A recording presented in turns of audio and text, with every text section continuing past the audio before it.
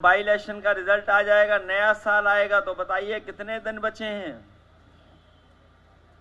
ऐसी लूट और डकैती किसी ने नहीं देखी होगी जितनी हम लोग भारतीय जनता पार्टी के कार्यकाल में देख रहे हैं। भ्रष्टाचार है, हर जगह भ्रष्टाचार है, और अगर भ्रष्टाचार को कोई उजागर कर रहा है तो उसके खिलाफ कार्रवाई की जा रही है। कोई आवाज उठाता है तो उसके खिलाफ छोटे मुकदमे लग जाते हैं। अभी तक तो पॉलिटिकल लोगों के खिलाफ झूठे मुकदमे लगते थे। इधर सुनने में आ रहा है कि पत्रकार लोगों के खिलाफ भी कार्रवाई हो रही है। अगर कोई पत्रकार सच दिखा देगा उसी दिन उस पर झूठे मुकदमे लग जाएंगे। यहां तो सुना है कम हुआ है, लेकिन उत्तर प्रदेश में एक जिले में एक पत्रकार ने केवल बीजेपी की पोल खोल दी, भ्रष्टाचार की जानकारी दे दी, उसके पूरे के पूरे कपड़े उतार दिए, नंगा कर दिया गया। बताओ, यही लोकतंत्र है क्या बाबा साहब भीमराव अम्बेडकर जी का? कि अगर कोई जानकारी दे दे, सच दिखा दे, तो उसके साथ ऐसा व्यवहार होगा। और सुनने में आया है कि यहां भी एक पत्रकार के खिलाफ झूठे मुकदमे दर्ज हो गए हैं।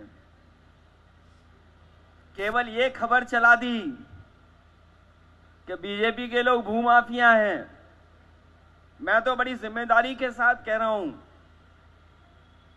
क्या गलत बताया उस पत्रकार साथी ने? अगर बीजेपी को यह लगता है,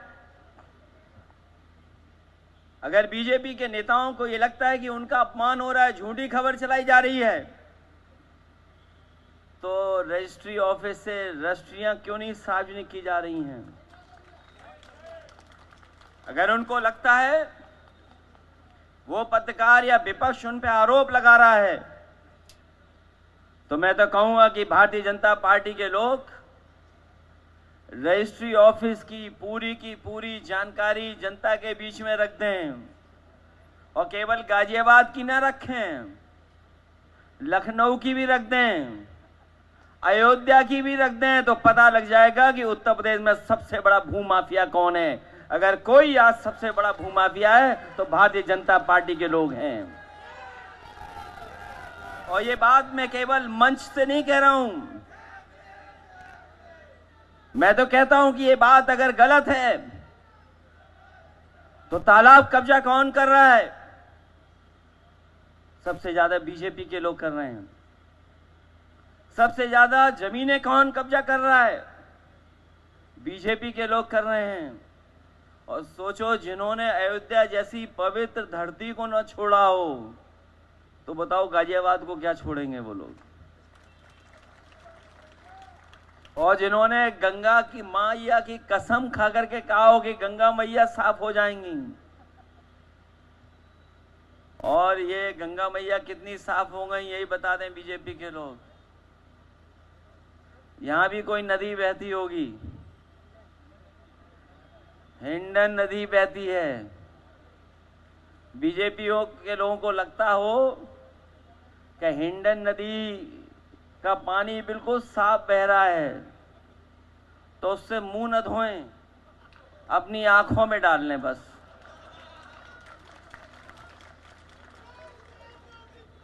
एक बूंद केवल अपनी आंख में डालने, पता लग जाएगा कि हिंडन नदी कितनी साफ है।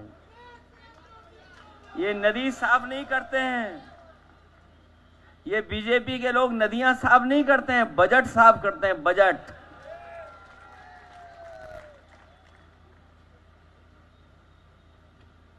ये बजट साफ करने वाले लोग हैं। गाजियाबाद के लोग बताएं कितना विकास किया इन्होंने गाजियाबाद में। ये डबल इंजन वालों ने कितना विकास किया है। अपना विकास तो किया होगा, लेकिन जनता के लिए कोई काम नहीं किया। इनका विकास तो ऐसा है कि अभी आगरा में इनके ही लोग रहे हैं, उनको कई करोड़ का कोर्ट ने कहा कि पैसा जमा करो, कई करोड़, 50 करोड़ के लगभग जुर्माना लग गया उन पर। और अगर यहां की भी छानबीन हो तो न जाने कितना जुर्माना लगेगा इनके ऊपर। सुनने में आ रहा है जो पर्यावरण को सुरक्षित रखते हैं, ई रिक्शा भी खत्म कर दिया इन्होंने, नहीं चलने दे रहे हैं।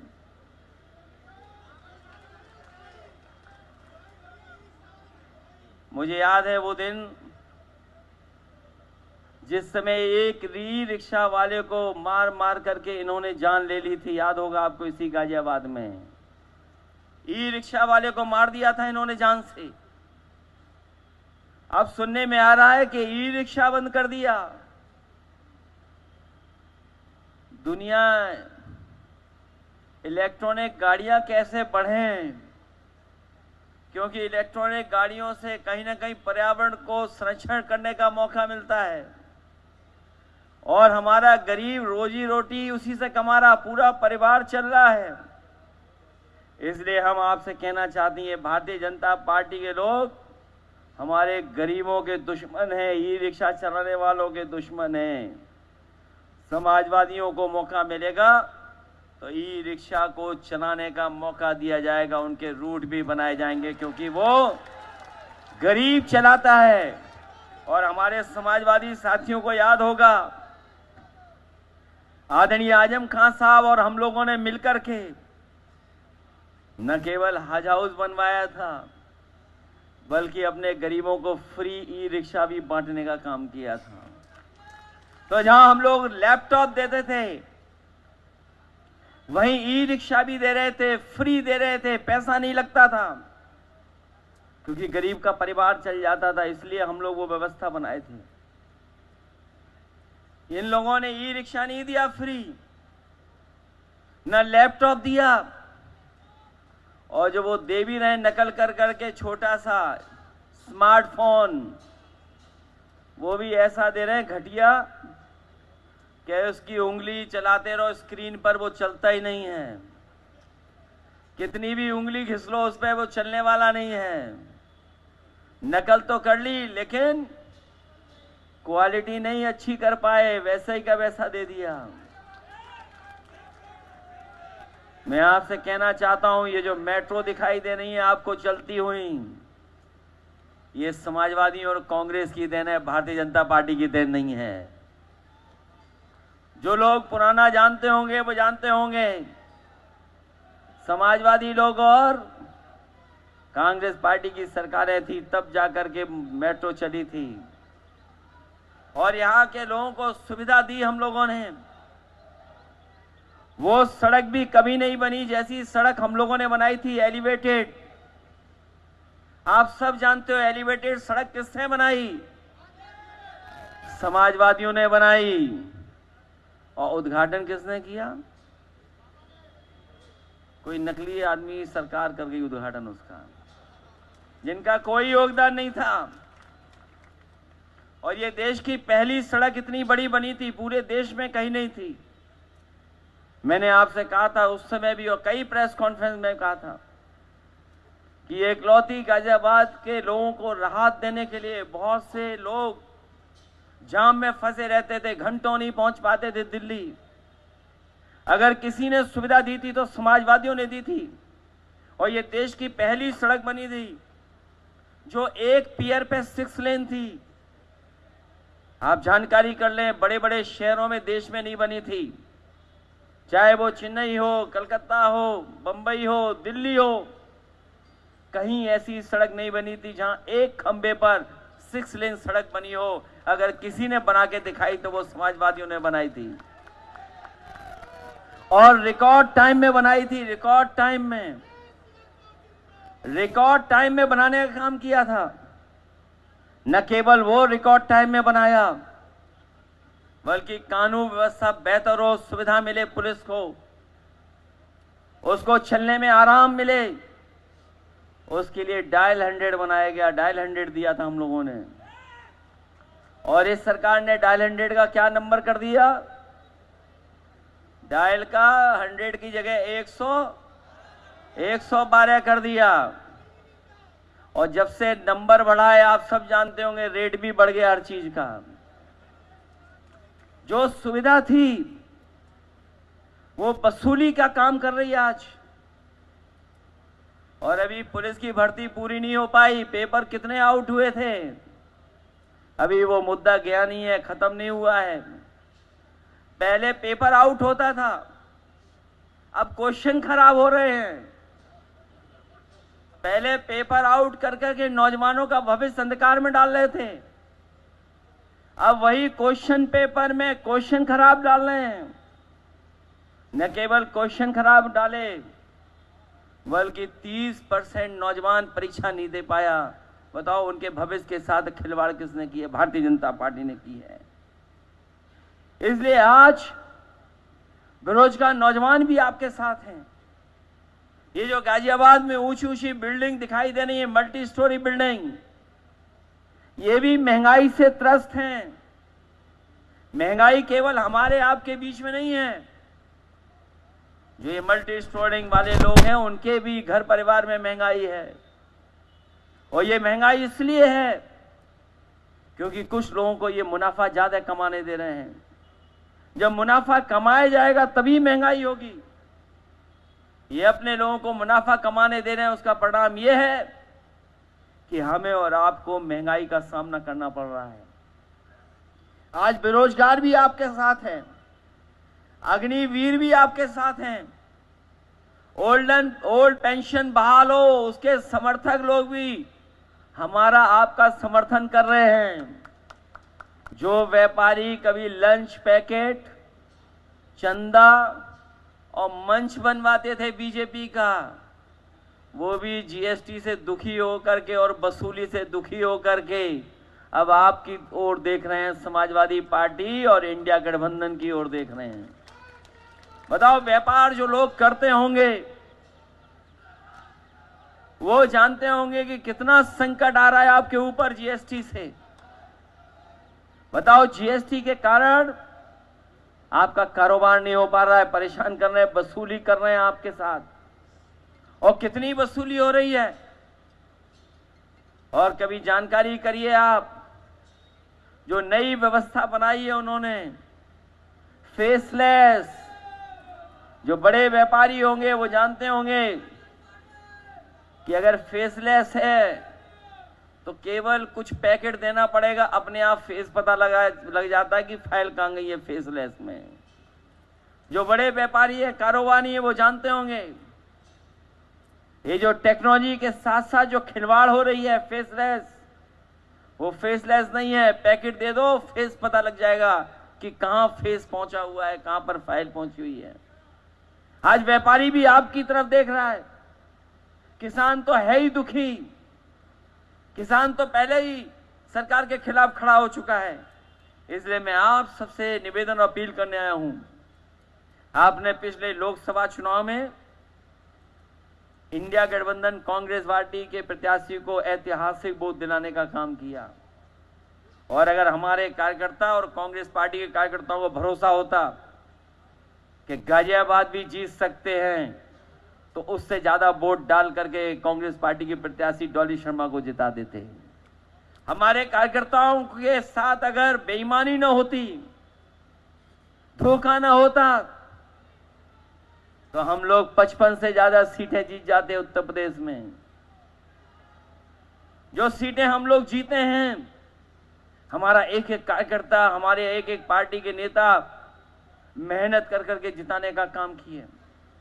और उसका परिणाम ये हुआ कि बीजेपी की अपनी सरकार नहीं बनी है, गठबंधन की सरकार बनी है। और याद रखना, आने वाले समय में महाराष्ट्र और झारखंड का चुनाव का परिणाम आएगा और यूपी का जब परिणाम आएगा बाई इलेक्शन का, ये चलने वाली सरकार नहीं है, ये गिरने वाली सरकार है।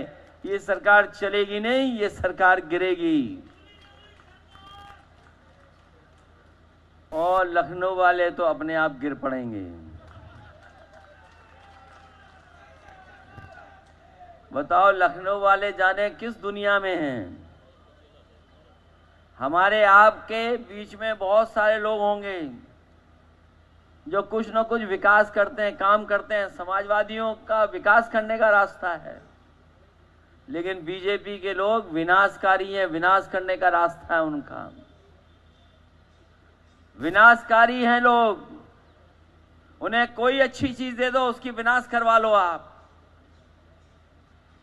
उन्हें कोई चीज दे दो विनाश कर देंगे। इस अन्याय के खिलाफ हम लोग लगातार लड़े हैं, इसलिए आपसे मैं अपील करने आया हूं।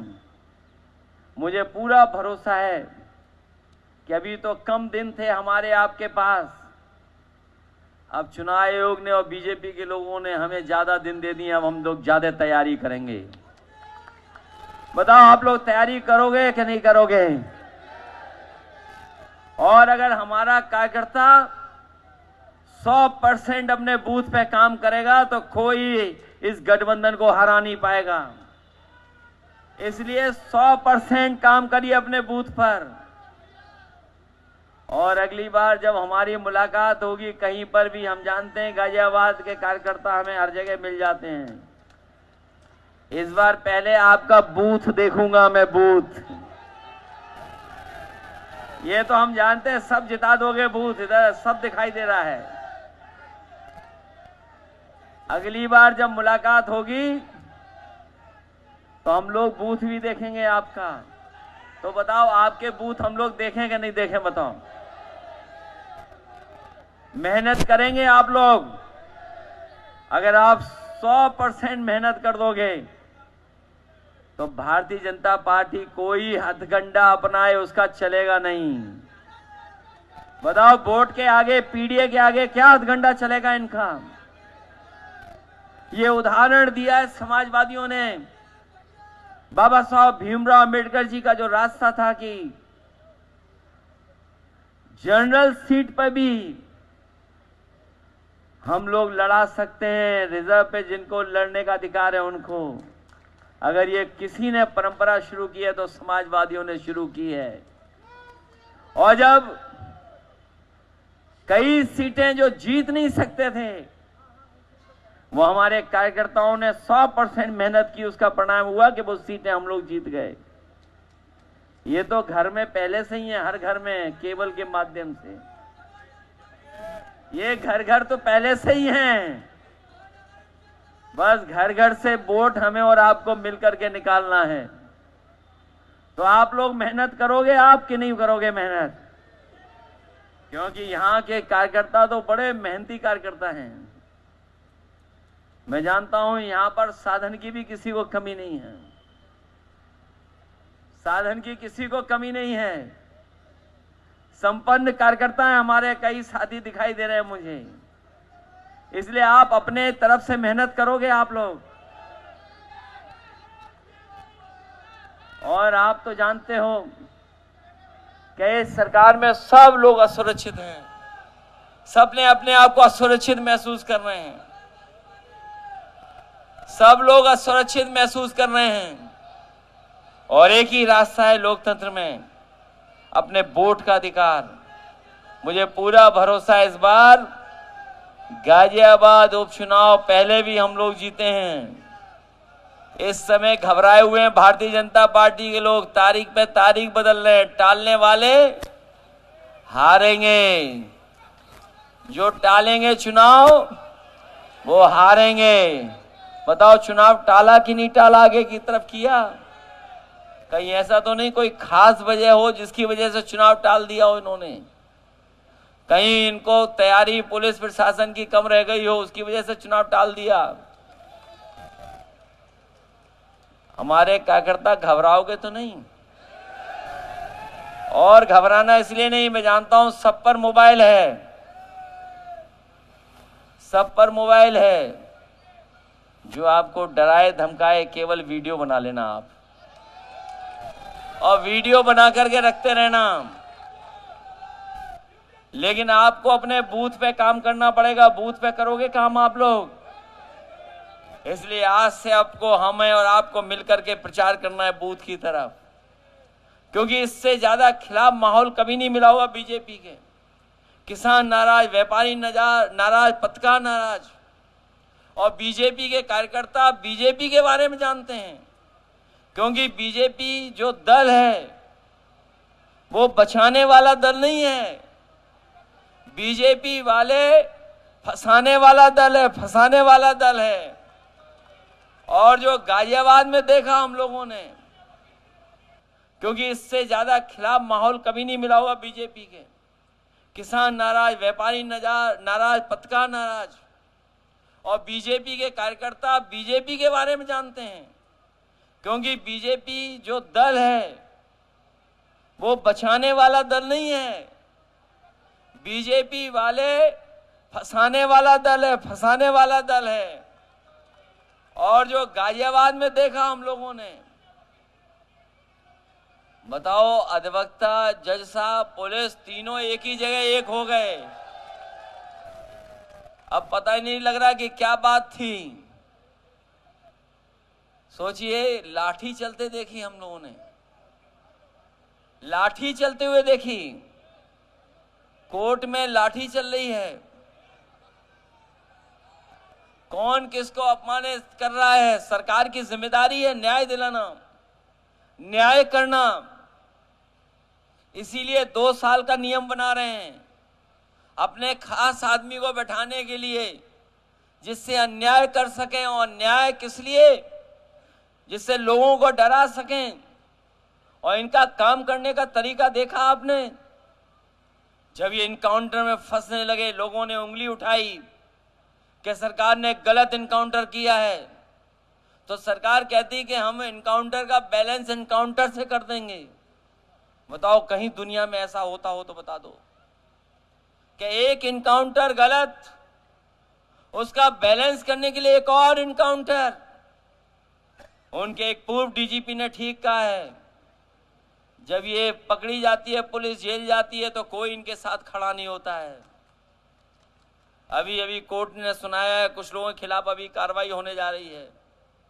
इसलिए जितना हम और आप लोगों का कानून है, उसी तरह का कानून इनके लिए भी है। इसलिए जो अन्याय करते हैं, उनका हमेशा कानून से कहीं ना कहीं उनके खिलाफ कार्रवाई होती है। तो इसी का परिणाम यह है कि जो लोग अच्छा काम करना चाहते हैं वो निराश हैं। और राजनीति में इतनी निगेटिविटी, नकारात्मक राजनीति किसी ने नहीं की होगी जितना ये बीजेपी के लोग नकारात्मक राजनीति कर रहे हैं। इसलिए आप लोग मदद करिए चुनाव में। आपको न केवल लोकतंत्र बचाना है, बल्कि संविधान बचाना है। क्योंकि संविधान इसलिए बचाना है कि अभी जो लड़ाई हम लोगों ने लड़ी है, वो लड़ाई अभी पूरी नहीं हुई है। जो सवाल आरक्षण का था, वैसा ही का वैसा है। जो सवाल पीड़ित परिवार के साथ अपमान का था, वो वैसा ही है।